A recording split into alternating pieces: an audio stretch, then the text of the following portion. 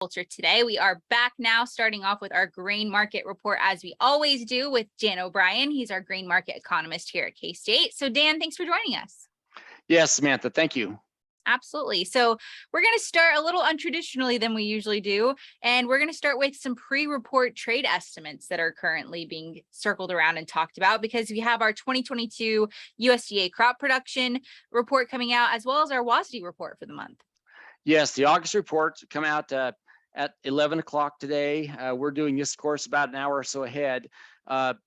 Generally, I think the major bit of information that will be watched for in this report will be the U.S. corn yield, and as that would then lead into what we'd see in terms of U.S. corn production and the supply-demand balance sheet estimates going forward, et cetera. Generally, the pre-report trade estimates, what the USDA will say is that the U.S. corn yield would be lowered from 177 bushels per acre down to about 175.9, so a little over a bushel. And with that, corn production from 14.5 billion down to about 14.4, just under it. And that you'd have a requisite change in ending stocks for corn instead of 1.47 billion down to 1.40. So private estimates have been coming out ahead of this report, indicating that where people think will finally end up after we get to harvest, et cetera.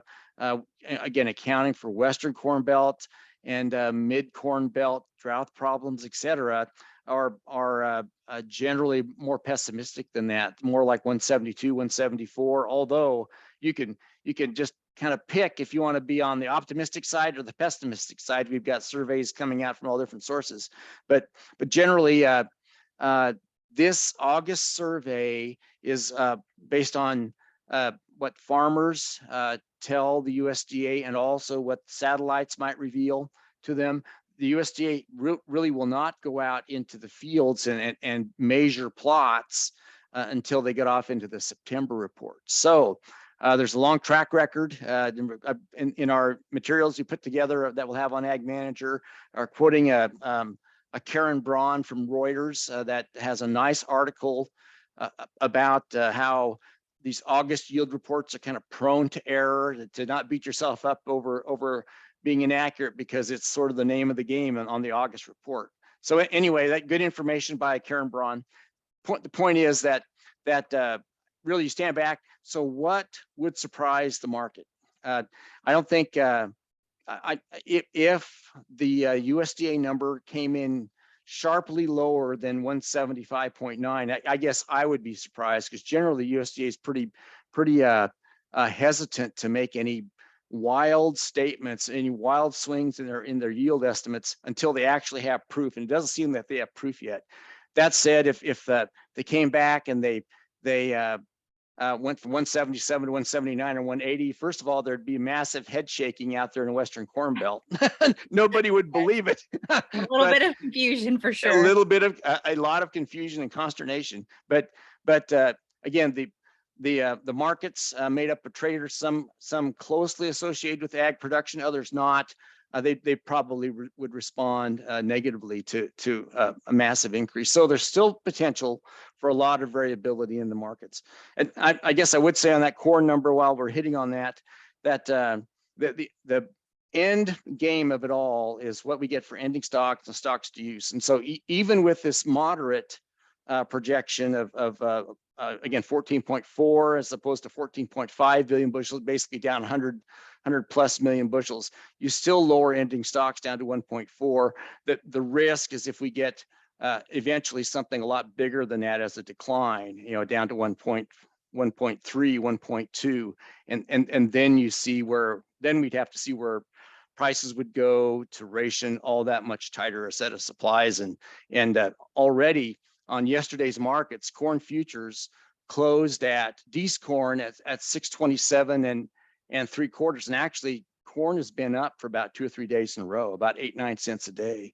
So I guess we'll see where things are going in the longer run. And I would add in just looking at corn, you have forward contract prices for harvest, generally at 648 on the low side, 703 in Garden City, 708 in Columbus, southeast corner of the state for new crop bids. And so a lot of demand for whatever corn supplies are out there, positive basis in a lot of areas of Kansas. Again, giving cash prices even higher than where the futures are at, and substantially so.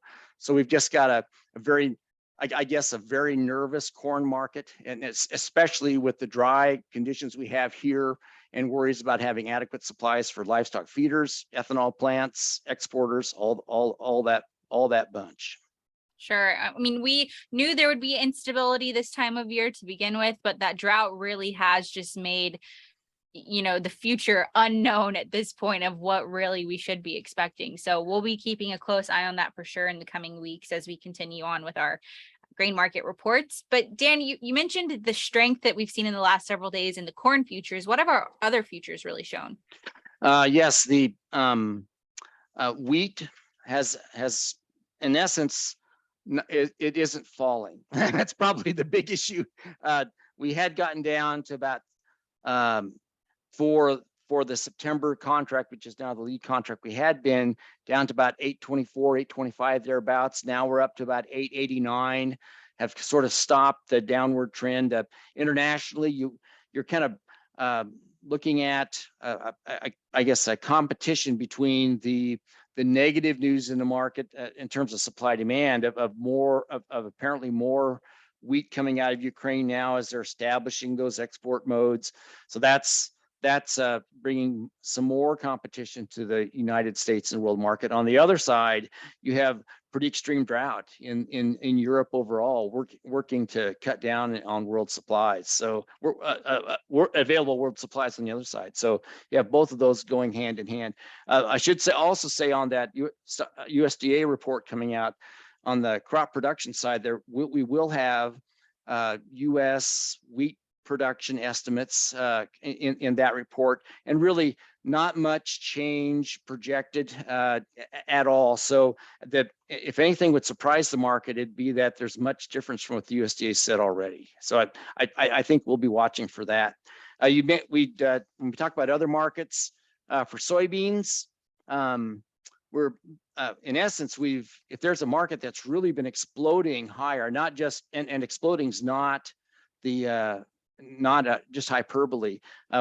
We're seeing soybean futures closed yesterday at 1520. It had dropped from its highs earlier in about mid-July, had dropped about $13. So we've gained over $2 from lows that we've recently seen. Just kind of the definition of volatility of up to about 1610 in June, down to 13 in mid-July, and now here in early August, having gone 1520 as high as 1550. So real tightness of world supply, strong demand. We're seeing China now coming to the U.S. to buy soybeans. We've been talking, you and I have been talking a lot about basis lately, Samantha, and these programs, and really very strong basis bids for soybeans, relatively speaking. Again, we have soybean spot bids, again, in Southeast Kansas, a bid of 53 cents over at 1573 listed, unless it's a wrong bid, but that's what it says.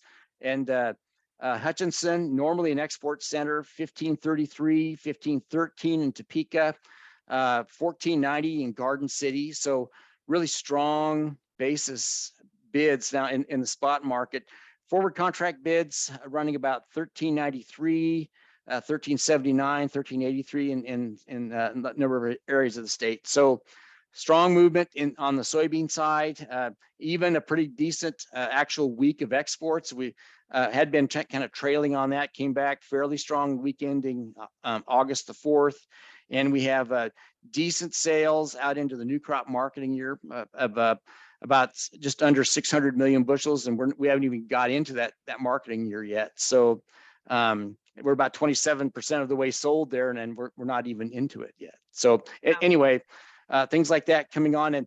And as far as the USDA crop production report, I think most folks are thinking for soybeans, it's a little bit early to make many changes. The USDA projected last month 51.5 bushels per acre.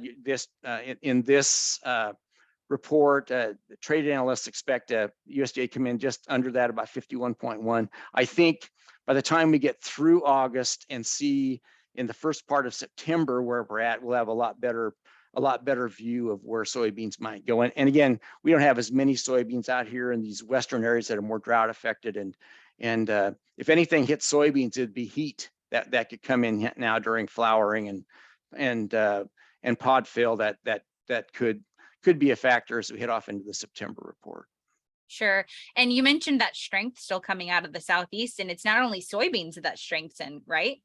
Well, that's right. And again, that a positive basis bid of 53 cents over for soybeans now in Columbus, which is again, with the next highest bid coming out of Hutchinson at 13 over at 1533 is really a big deal. I think a lot of what's happening in the broad macro market has to do with Brazil getting closer to the end of their exportable supplies. We have reports that their basis really getting quite strong. So in essence, what soybeans are left are you have the export companies trying to bid them out of farmers' hands, and so I think that we're seeing the transition begin from the focus on Brazil that we had when they had their crop being available, and now the anticipation of what the U.S. will have once we get into our harvest in September, October thereabouts. So we're already heading into that. It's really thought provoking. We're already kind of seeing some of that happening, and we're only on August 11th. We've got another 45 days left before we start seeing soybeans available. And so what happens in the market and in that time frame will be really interesting to watch. And if we're already showing a lot of price strength now, then it could be a volatility on the upside situation to be helpful for Kansas soybean producers looking for sales. Absolutely. Well, Dan, thank you so much for your time. As always, we appreciate you and the reports that you provide every single week. So thank you so much. Thanks, Samantha. Take care. Absolutely. You as well. Once again, that was Dan O'Brien. He's our K-State grain market economist covering this week's grain market report. We'll be back with more ahead on Agriculture Today.